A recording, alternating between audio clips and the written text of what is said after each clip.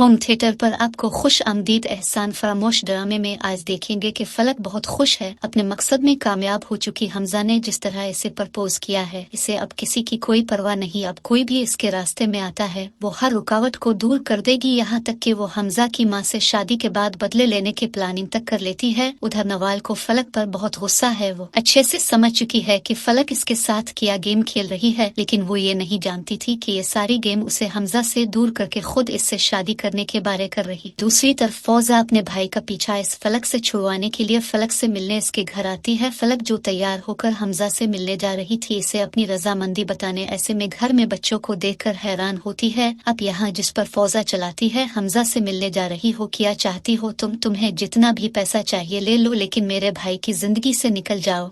फलक उनके सामने रोती है। अब मुझे ऐसा समझती हैं।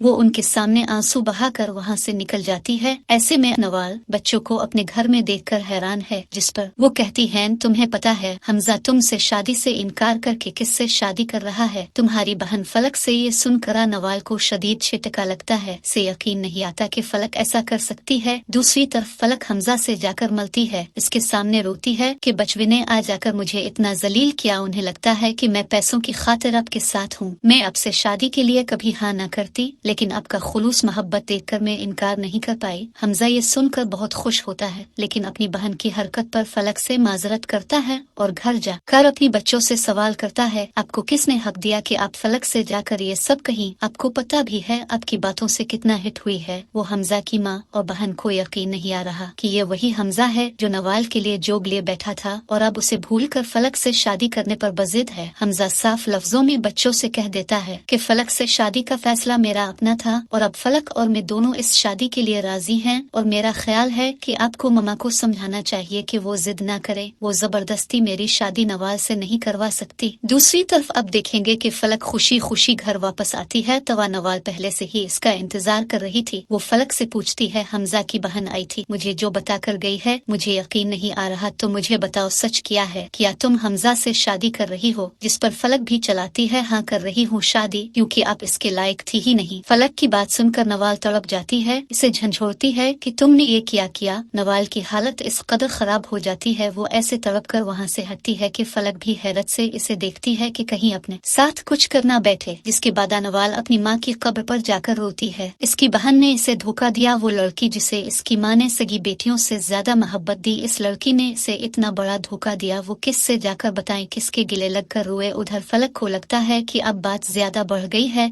इससे पहले कि अलिफ नवाल हमजा से खुद जाकर बात करे और उसकी हकीकत हमजा को बताएं, वो फौरन रोते हुए हमजा को फौरी मिलने के लिए बुलाती है और कहेगी कि अनवाल अपी को सब पता चल गया है। उन्होंने इतना ज्यादा भरा भला कहा, मुझे धक्के भी दिए, मैं वापसी के सारे रास्ते बंद करके आई हूँ, अपनी सारी कश्तियाँ जलाकर आई हूँ। हमजा आप मुझे बताएं मैं कहाँ जाऊंगी? जिस पर हमजा इसे चुप करवाता है, तुम परेशान मत हो, मैं कुछ करता हूँ। जवाब में फलक आखिरी वार करती है, तो फिर ठीक है, हम फौरी निकाह कर लेते हैं। ये सुनकर हमजा हैरान होता है, लेकिन फलक को अच्छे से ड्रामा करना आता है, सामने वाले को बेवकूफ बनाना आता है, और वो ये सब फौरी करना चाहती है ताकि हमजा को सोचने का मौका ही ना मिले और न ही नवाल अपी को गलत फहमी दूर करने का मौका मिले। हमजा की माँ और बहन इस शादी के लिए राजी नहीं हो रही और वो नहीं चाहती कि वो हमजा पर कोई ऐसा प्रेशर डाले जिसके बाद हमजा भी अपने कदम पीछे हटा ले और यूं हमजा इसकी बात मानकर इससे निकाह करके उसे घर ले आएगा और असल फसाद तो इसके बाद शुरू होगा। हमजा फलक जैसी लड़की ही डिजर्व करता था।